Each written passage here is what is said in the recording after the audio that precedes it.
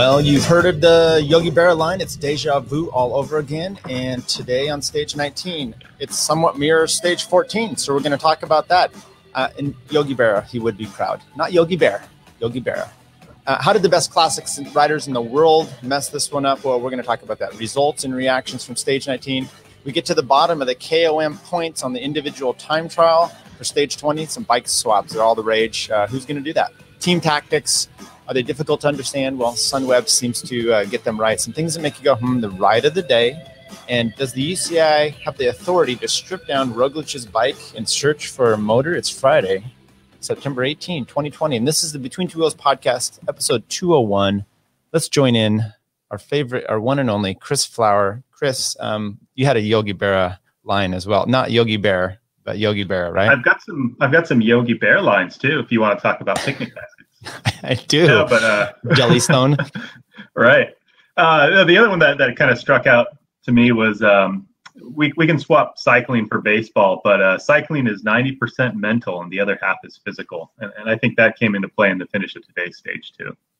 Yes, it did. By the way, you a Yogi Bera fan? I mean, I remember, good old number 8 catcher there going out, jumping up on, doing the bear hug to Don Larson, I think, on his perfect game in the World Series. We just don't have those moments anymore. Are you even watching baseball or any other sports right now?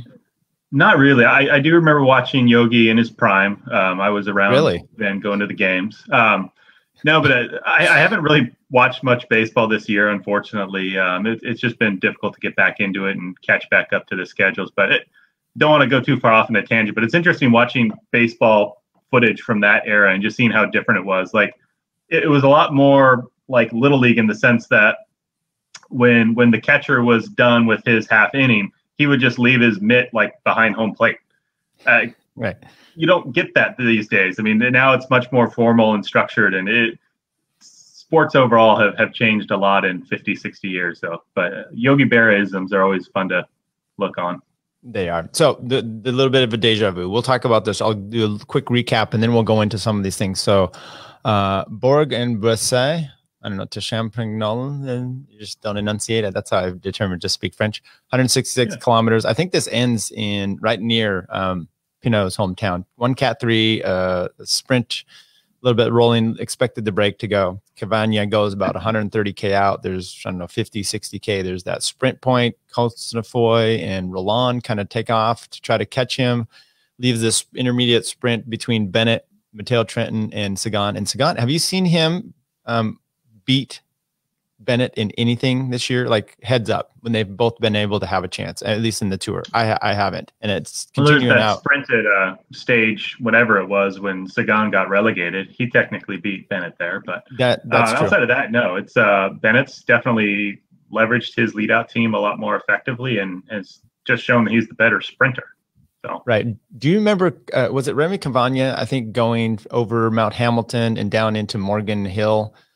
When he was having a lot of descending problems. I believe that was him. I'm pretty sure it was. It sounds popular. Right. Yeah. When it was like, this guy might not get down the hill, at least not on the road.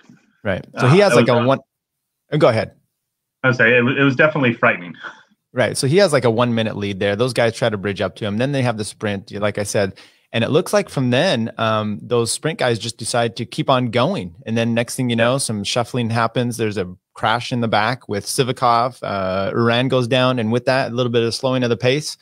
Next thing you know, you have like 12 riders up the road. And they are stacked with classic riders. Well, there was a little bit of shuffling before that. Yeah. So after the intermediate sprint, you had, 5 guys kind of roll off the front and keep the pace up. And I think there were enough guys in the peloton that were like, hey, I want in on that too. So it got pulled back. And I think it was Nason and Trentin countered off that capture. And that's what triggered the final break. So there was a lot of moving parts there that came into play. And I think most of that happened after they rolled back in the Remy group. That's true, because Roland and Cosnefroy, they did not end up in that break. And next thing you know, you have, Luke Rowe had made some attempts.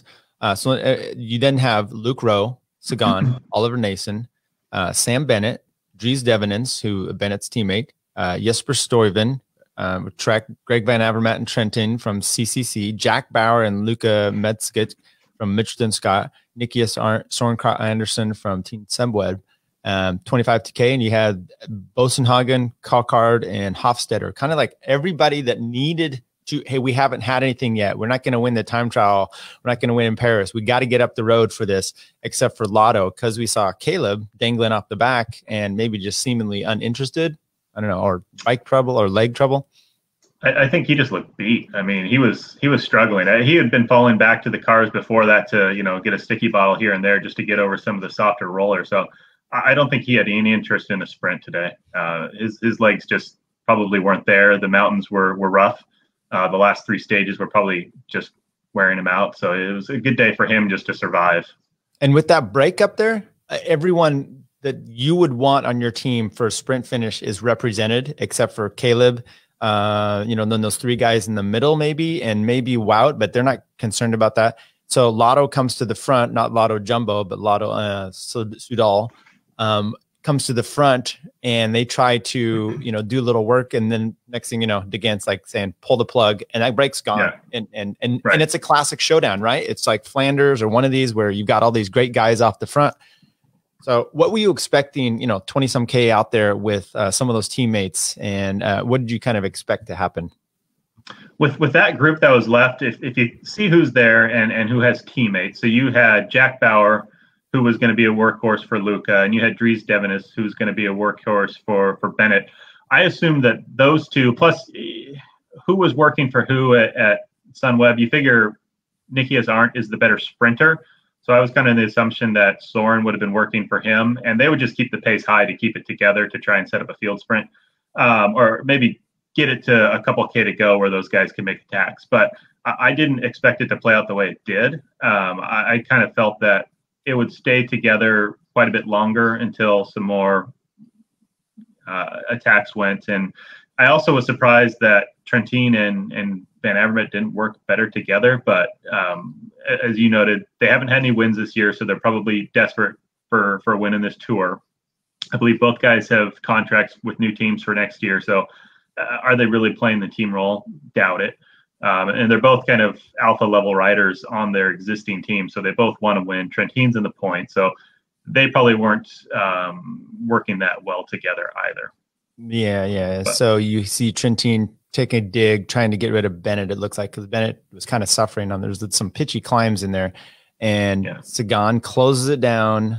On his wheel though is Sam Bennett, and there's a string of guys, and they catch him, and I rewatched it just a few minutes ago, and they float for a while. They just kind of float. They're not really doing anything. They're trying to kind of. As a matter of fact, I have this, put this up here on the screen.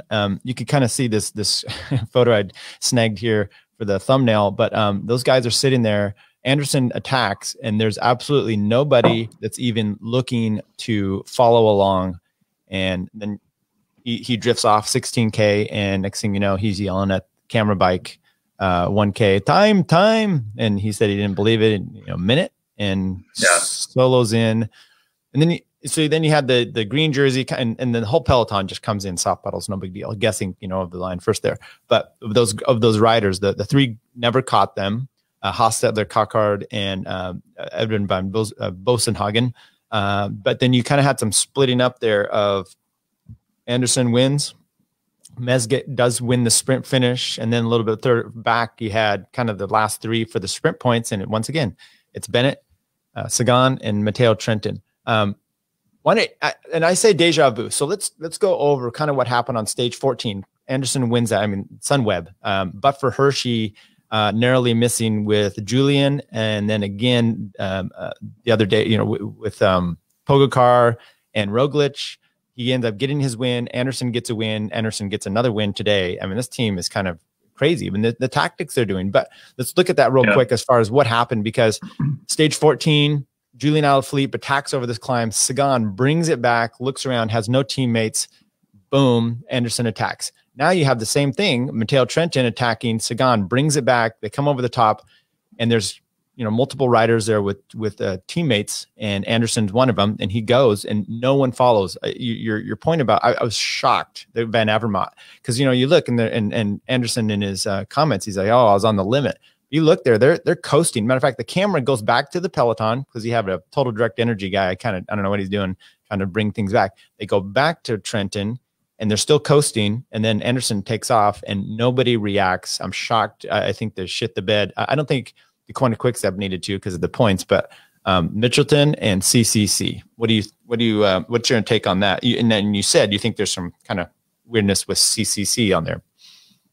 Yeah, no, I agree. If you look at who was left in there that hadn't had any redeeming action in the race thus far, it would be those two teams. And it seemed like Mitchelton had the right guy in there to help pull it back in Jack Bauer. He's a long-range TT guy with a good engine.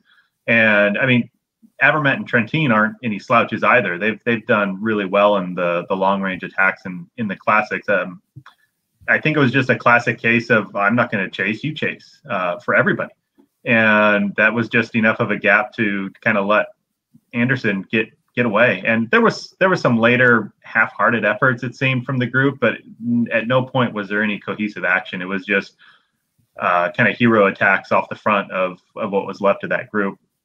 But obviously, you know, in retrospect, if they had just kind of collaborated right when Anderson attacked, they could pull it back and reshuffle the deck. But that seems to be Sunweb's deal this year, is that they've just played these stage-winning tactics really well. Like you said, stage 14 and the other stages where Hershey was close, and even the stage yesterday when he had crashed out. I mean, he would have easily been able to, I think, give Kwiatkowski a run for his money in the event it came down to a sprint. So they've been in all the action while not having a proper sprinter or a proper GC guy. And I know that coming into this tour, there was some hemming and hawing because Sunweb did not bring Michael Matthews, who would probably be a reasonable GC contender. He may be in like the top 3, but it seems like having left him off allowed the team to just focus on stage wins, not have to be in the action for green or anything like that. So in terms of team setup, not having a true sprinter, not having a GC guy has really benefited them for being one of the better teams this race. Go back to yesterday. You make a great point. And I kept thinking about that. I was like, those two guys off the front, Karapaz and Kwiatkowski, they just got to work together. You know, you bring someone, and typically you don't see that for many reasons, because you're having team riders counter off of each other to get rid of everybody. But they didn't have to do that because everyone just drifted off their wheel because they just set a pace and those two guys can hold it. You get Hershey in there. They've probably got to do team tactics to get rid of him. And then it comes down to a situation. Remember EF, when they beat Bora, right? Danny Martinez was outnumbered, but he just was the stronger one. And you can have that if you're just one-on-one. So very good point there. So then what about going into today with, well, and one other thing, there was such a star-studded little field there that maybe Anderson was actually able to capitalize. You think, and he said, he goes, oh my God, I'm looking around here. It's all these amazing riders. And then I go and I can't believe they gave me a gap, but I think it's exactly what you said. Well, it's the situation you see in the classics all the time where one guy goes, they don't have teammates. They're not going to sacrifice and then, you know, have a sprint. So they're all sprinting for third or something. So what Trent had some comments at the finish. Did you want to talk about those? Yeah, I pulled those up somewhere.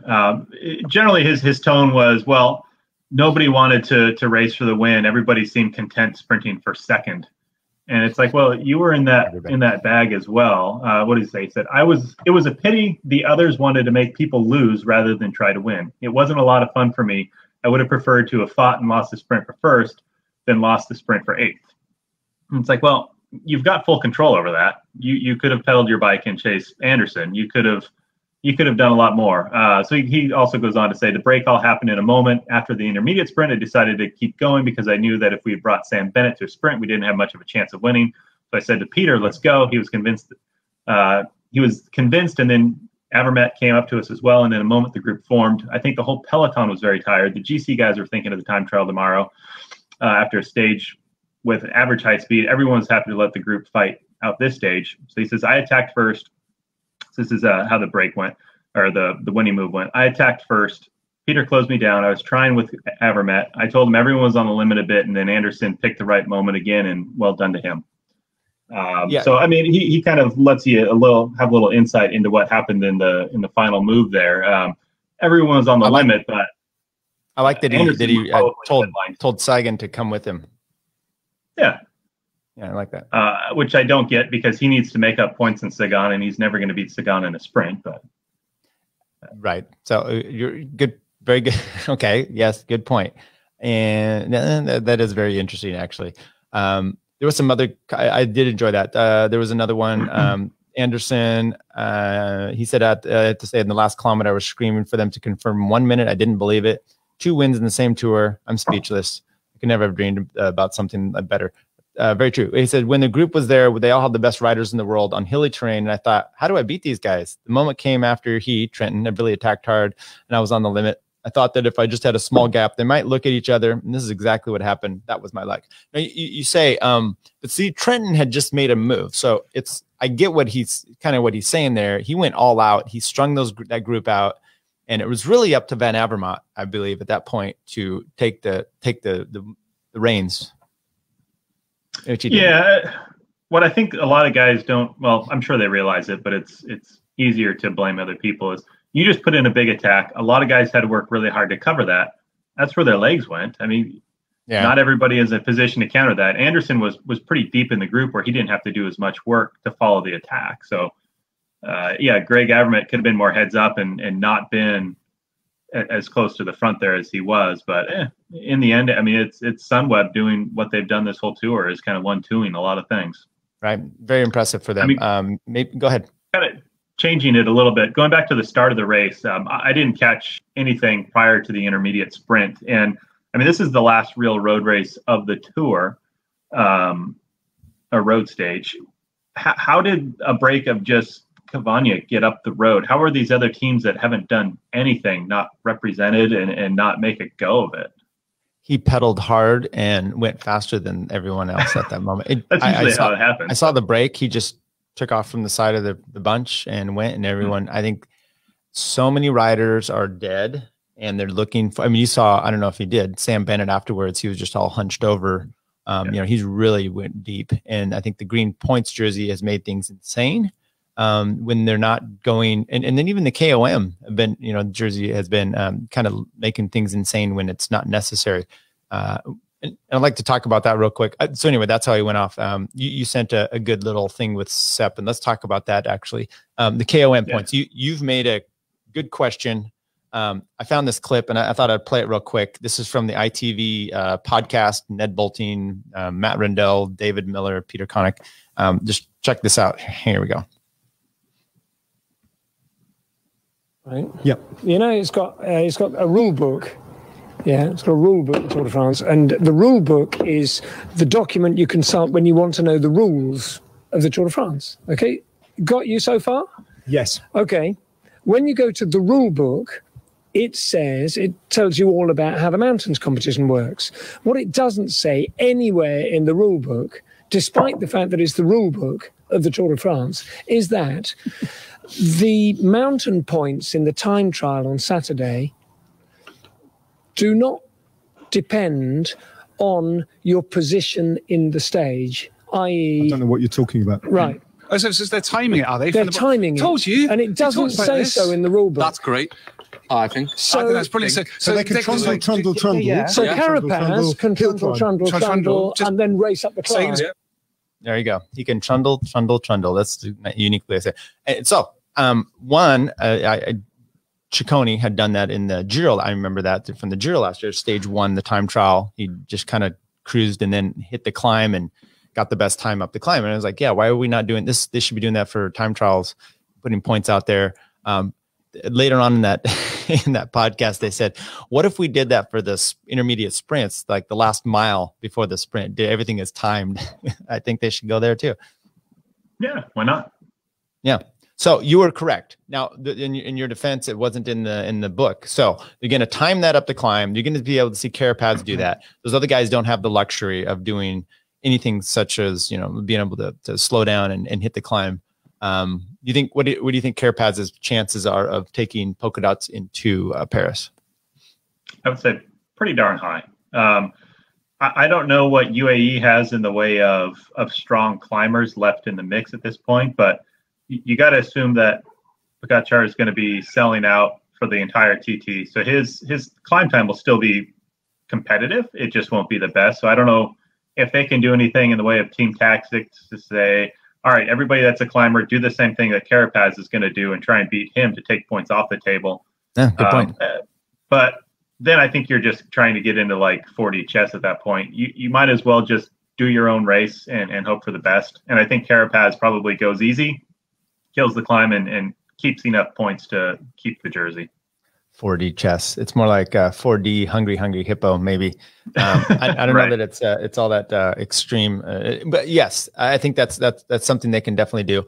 So you sent me an interview last night with Sepp Kuss talking with Payson McElveen. Is that right? The mustache adventure rider who lives in Durango, so they're friends.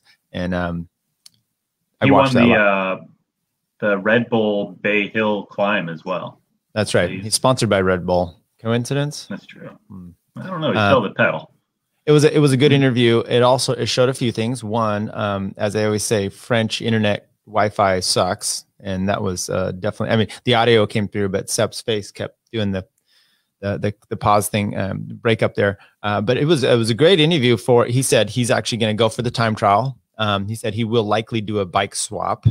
He also said Roglic was likely to do a bike swap, but then I saw after the stage day they interviewed Roglic, and he's like, it's going to be a moment by moment thing. So we'll see if that's actually going to happen. It's kind of cool that it's such a big deal right now that everyone's questioning it.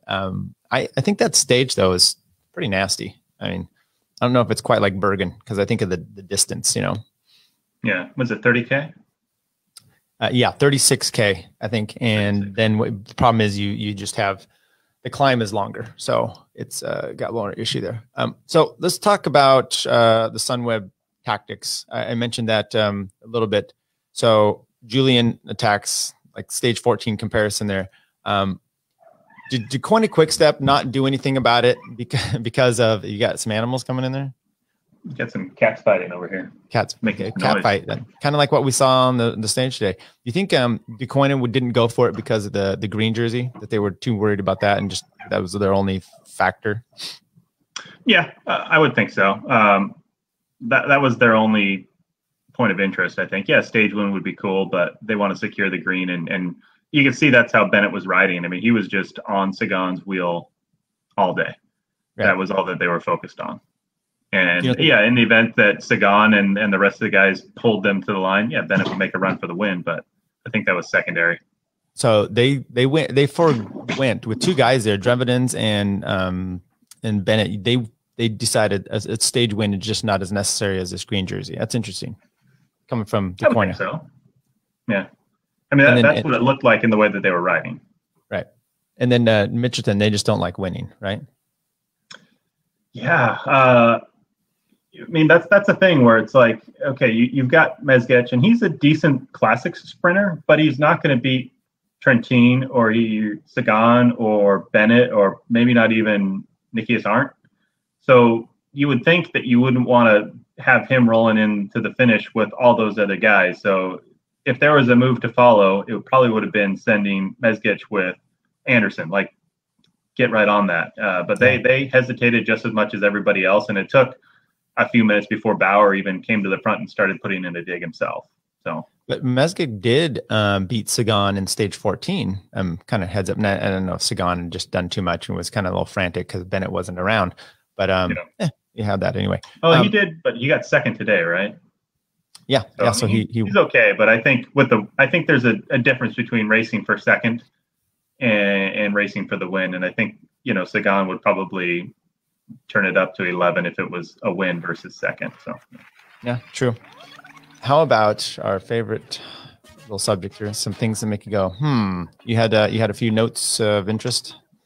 Yeah, I don't know if they're things that make you go, or if they're just kind of bummer all around. So looking at the Giro Rosa, there was a pretty big crash yesterday where Annemiek van Vleuten and Spratt ended up having to go to the hospital, and both have got some pretty reasonable injuries. Van Vleuten's got a broken wrist, and Spratt has a shoulder dislocation. It looks like both of them have been ruled out of the world's race, which is a bummer because Van Vleuten's done pretty well there. Yeah. And also, it sounds like Van der Poel's not racing worlds either. He's going to turn his focus to the classic. So kind of a bummer because it's not a great course for him, but he always seems to rise to the occasion. So So two things. One, I saw Lance talking yesterday. He doesn't think anybody from the Tour de France is going to be able to do Worlds well because he says you're just so trashed. Hincapie felt otherwise. Hincapie felt otherwise. Also, who felt otherwise was Sepp Kuss. He's like, nah. He goes, yeah, you're going to be. You just kind of got to keep rolling it for the next few days. And he goes, I think you're going to see some. His point was, you're going to see someone who just did the Tour light that course up. So maybe a Valverde, because he hasn't. I mean, he's top 10-ish, but he really hasn't had to. You know, he's not. Maybe he's saving a little more energy than some of those other guys. I don't know. Yeah, I mean, he's been in the mix, but he hasn't necessarily been drilling it. I did see an interview with Vincenzo Nibali. He's on the Italian team of 80 people, and he says he's not feeling particularly great, even though it seems like it would be a course suited for him because it's almost like Lombardia-esque. Yeah. But maybe he's just kind of downplaying his chances. I don't know, but you usually see him with a little bit more confidence coming into it. But without going too far again off a tangent, it's just Italy's bringing 16 riders. That just seems. I know that's par for the course, but that's a big team. You said 16? Yeah, that's 2 teams. I know. That's you got the A squad and the B squad. That's insane. I did see the British team. I think they're taking Tom Pidcock. I think he had just won the Baby Giro. Yeah. Was he in the Trento Adriatico? It almost seems like he was. And then they didn't pick either one of the Yates. I mean, that could be, Simon's heading to the Giro. It'll be interesting to see what happens there. Speaking of, well, not speaking of, but let's go to the other. Jumbo Visma manager fined and kicked off the Tour. It was after stage 17. He's been an incident with the UCI officials. In accordance with UCI Article 8.2.2, the fine states that Zeman was removed from the race for intimidation, insults, improper behavior of a team manager towards a UCI member during the bicycle check carried out on stage 17. In addition to being removed, the Tour de France, Zeman was also fined 2,000 Swiss francs. However, per him, he said, yeah, he reacted badly, but UCI employee took apart the crankset of Roglic's bike, damaging it in the process, the team said, adding that the bike was found to be in accordance with the UCI regulations. They kept saying that over and over. So my kind of thing is, I could totally see after stage 17, it's a hard day, you've been in the car all day, some little UCI wank is ripping your bike apart, and you're like, oh my God, this is Roglic is going to freak out if his bike has to use a different one, and all these, every little issue is going on. And I could see him getting upset. First of all, why are they taking the bike apart? Second of all, there's so many other things out there that they should worry about, but they love to focus on, motors and bikes because someone put out a YouTube video of Cancellara looking suspect a few years ago. Although we have had some incidences, but it's, that cross race chick and then someone in a French race that was chased down by officials. Right. It just seems so outlandish. What do you think about that? So was the UCI employee, did he have his UAE jersey on underneath his UCI polo? And that is what kind of triggered it. But right. It just seems odd that they broke the bike. I could see him being pissed off as well, because you've got your star guy who's probably very particular to fit and being, adjusted to that bike. I mean, the guys come in with an A bike and a B bike or a number 1, number 2. So there's a reason that it's in that slot because they're used to riding it. So it was probably a little bit of like insult as well, where it's like, you don't trust us to the point that you're breaking his bike to dig into it. It seems like it was probably a little over the top, and I don't know enough about what methods they use these days to check bikes, but it used to be where they kind of ran an iPhone in front of it and deemed it good. But right, yeah, the TikTok app was all they needed.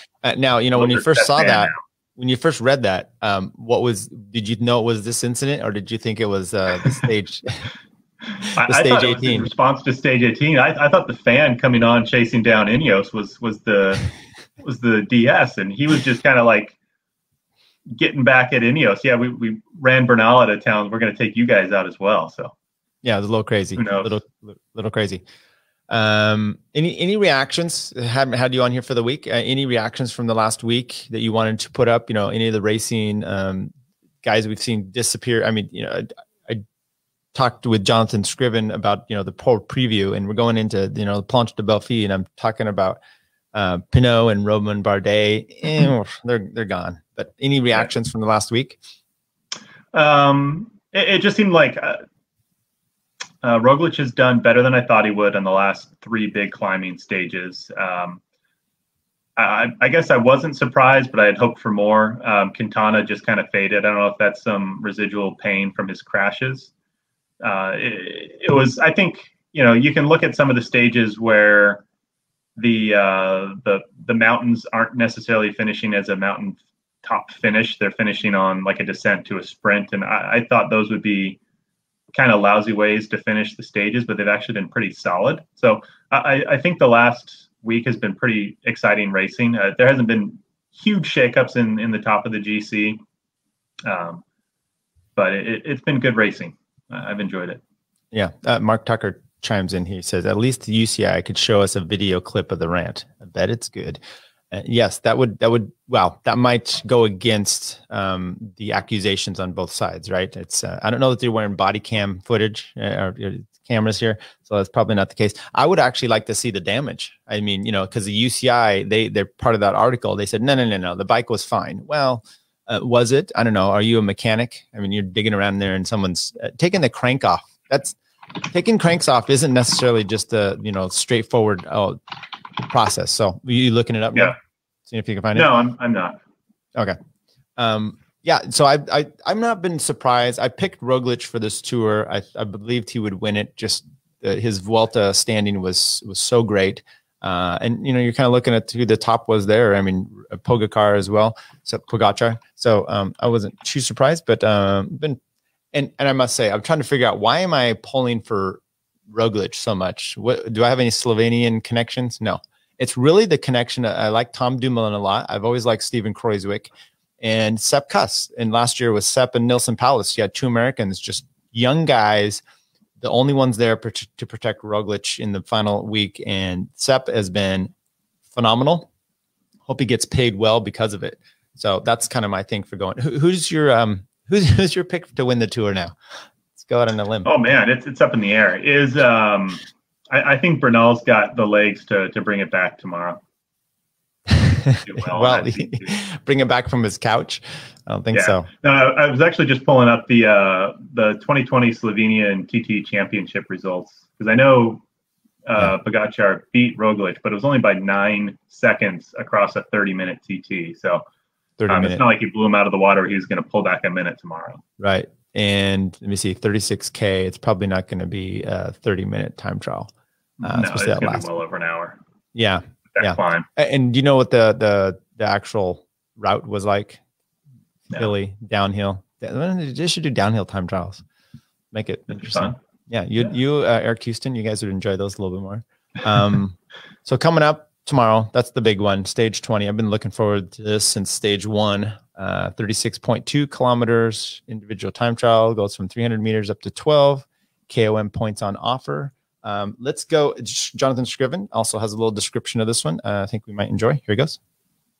And right now, so the planche is what? Is it about 7 kilometers, 6, or is it less? Yeah, so it looks like right about the 30, there's a time check there where they start to pitch up between 27.5 and 30K, and it goes to 36K. Okay, so you're looking at the last, anywhere from 6 to 10. So the Planche de Belleville is, as you know, just brutal. I think it's up above 20%. So I'll indulge me here, the historian. So the history, I looked this up a couple of years ago, actually, but the history of this town. So during the 30 Years' War, there was a group of mercenaries who'd come in and they were attacking the villages around the Vosges Mountains. So we're in the Vosges Mountains, and I love that we're talking about this in the Vosges Mountains. Most people never heard of the Vosges Mountains. We're in the Vosges Mountains. So in the 30 Years' War, the mercenaries come, and a group of the women from this local town, it's called something else, they flee up the mountains because they're afraid of being raped and killed, pillaged, and whatever. Pillaged, all the traditional things. I've seen Three Amigos. I know. Yeah, and I think, of course, they were Vikings, because that's what Vikings do. The Vikings were going to rape and pillage. So they raced up the mountain. The mercenaries find out they're there. They chase after them, and then, according to the legend, rather than surrender or succumb to these mercenaries, they plunge themselves off a cliff and into a lake and kill themselves. According to the story, there's a young Frenchman there who sees this happen. He's a member of the army, and he takes this big piece of wood that he finds and he carves in it "belle fille," beautiful women. And that is the story of Planche de Belfi. So you can thank me for that forever and ever. There you go. They don't have podium girls anymore, but they have a climb dedicated to dead, beautiful women who threw themselves off a cliff. Wonderful. Very, very nice. Yeah. So I don't know how that helps any of the riders, but get a little perspective on the race there. Did you find you're doing some research in the interim there? Did you find something else that was interesting about Planche de Belfi or anything else? So I was just kind of doing some thinking ahead to stage 21. I mean, we saw how Caleb looked today. He looked like he was ready to climb off his bike. So I was checking to see what the time cut is for tomorrow, because it's not going to be an easy TT. So the time cut is 25% of the winner's time is how the rule book has it set up. So if like Roglic or Pogacar just absolutely blow it out of the water, Caleb might not be able to just kind of soft pedal his way through it as if it was a flat TT. But that finish, he's going to have to work, and he's probably going to be carrying in some extra fatigue into stage 21. So. I was thinking about that earlier, exact thing about, the time cut. These guys are going to have to go a little bit. And what do? Do they go hard on the flat so that they get to the climb kind of in with respect and then go up, but maybe they blow themselves out too much? I mean, it's a few years ago we did the Cascade Classic there, and our teammate at the time was told to ride the time trial somewhat easy. So he went so easy, he missed the time cut. I think it was on stage 1 or so. Stage 2. That was stage Bobby. 2. Yes, Robert Terra. So, keep that in mind. I had that fear at Chico when I was doing the P1 race that one year. It's like, I might get time cut on this thing, but I did. Actually, my best time trial ever, which was still like bottom third. So sweet. We needed that fear. Yeah. Yeah. All right. So how about the ride of the day? Who do you have for us? I'm going to go with Bennett, and it's kind of an accumulation of ride of the week. You look at what Bennett's done over those hills just to stay engaged while going for the intermediate sprints leading into them. I mean, he's really gone deep in this tour to fight for that green jersey. He could have easily just kind of fallen back and done the soft pedaling like Ewan and some of the other sprinters are doing, but he's really gone after it to keep the jersey and accumulate a bigger lead. And even today, where it's not a stage that appears to suit him in any way, shape, or form. And he did an amazing job just kind of staying engaged, marking his guys, and being where he needed to be. So he didn't get a win, but he tacked on a few extra points. So it's impressive to see him kind of change the makeup of the race overall, where a lot of guys, I mean, you heard the Sepp Kuss interview last night, where he was talking about stages that were historically chill days have just been all out because guys are fighting for this green jersey. So it's cool to see there actually be a real fight for that jersey and kind of change the dynamic. Yeah, good pick. Bennett, just to see him hunched over at the finish, he's got his jersey off. He's waiting to go on the podium, and he has a towel over his head. And I was like, geez, it was rough. It looked like he just made it through with the broom wagon, but no, he still picked up sprint points at the end. And yeah, exactly right. I mean, I'm going to have to, there's only him. Do you pick, or you pick Anderson? Who else do you pick today? Nobody. So I have to go Soncry Anderson. His way, that guy took off motor, and you knew what he can do because he just had done it, and he just did it again, and they all sat there, and I'm flummoxed by it. And good for him, but I wanted to see a little bit of more of a duel, but it was still good to see it. 16K. He took off from the finish, and held it off. So perfect. And that was well planned because those 16K were, there was, you might have thought, oh man, that's early, but there was a lot of downhill in there where he was able to just kind of maintain the gap while probably putting out the same effort as the guys chasing him. So it was a really well thought out attack. Similar to stage 14. I mean, and once again, that group, that whole time, they had just come over a little climb. Bennett was, swaying on the back, and then they had a little bit of a flat, and then they had a pitch, and that's when Matteo Trentin hit it. And other than that time, no one was trying to stretch it out. So he just hit them at the perfect time. I don't know what to say about Sunweb, man. They've been very impressive. They come away with a win. I mean, you've got NTT that's got nothing, CCC that needs a win and a sponsor. You say both Matteo and Greg Van Avermaet, they'll be fine. But that team is kind of going away. It looks like a lot of teams out there that just didn't have Mitchelton Scott, although they had the yellow jersey, they still haven't got a win. So they were all looking for it. I think CCC will be fine. I've heard rumors that the team that tried to buy Mitchelton Scott is probably going to step in and buy the CCC license. So that could be a total crap show next year. But I think the one area where Sunweb is failing is getting batteries in the radios of their riders, because how do you go on a 16K attack and have no idea what your time gap is? What's the DS doing where they're not giving him any information? It seems like he would know. they're already partying in the car. We make a pot of tea. Yeah, right. So, who knows, Chris? Who's your pick for tomorrow?